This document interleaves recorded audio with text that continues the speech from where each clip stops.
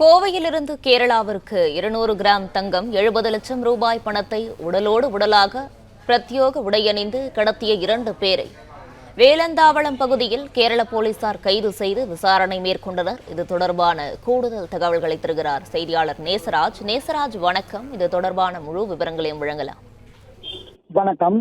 கோவை வழியாக கேரளாவிற்கு பிரத்யேக உடையில் கடத்திய ரூபாய் 70 லட்சம் பணம் மற்றும் 200 கிராம் தங்கம் பறிமுதல் செய்யப்பட்டது. இதில் கோவையைச் சேர்ந்த 2 பேர் கைது செய்யப்பட்டுள்ளனர். கோவை கேரளா எல்லையான வேலந்தாவளம் அருகே கேரளாவில் உள்ள மாவட்ட போதைப் பொருள் கடத்தல் தடுப்பு பிரிவு போலீசார் வாகன சோதனையில் ஈடுபட்டனர். அப்போது கோவையில் இருந்து வந்த இருசக்கர வாகனத்தை போலீசார் நிறுத்தி சோதனையிட்டனர். அதில் வாகனத்தில் வந்த இருவர் பிரத்யேக உடையை அணிந்து அதில் 70 லட்சம் ரொக்கம் மற்றும் 200 கிராம் தங்கத்தை கடத்தி வந்தது தெரிய வந்தது. இதனையடுத்து பணம், தங்கம் கடத்தி வந்த கோவையைச் சேர்ந்த சாகர் மற்றும் மணிகண்டன் ஆகிய இருவரையும் கைது செய்து விசாரணை செய்து வருகின்றனர். மேலும் இந்த பணம் அவாலா பணமா அல்லது கொள்ளையடிக்கப்பட்ட பணமா என பல்வேறு கோணங்களில் போலீசார் விசாரணையை துவக்கியுள்ளனர்.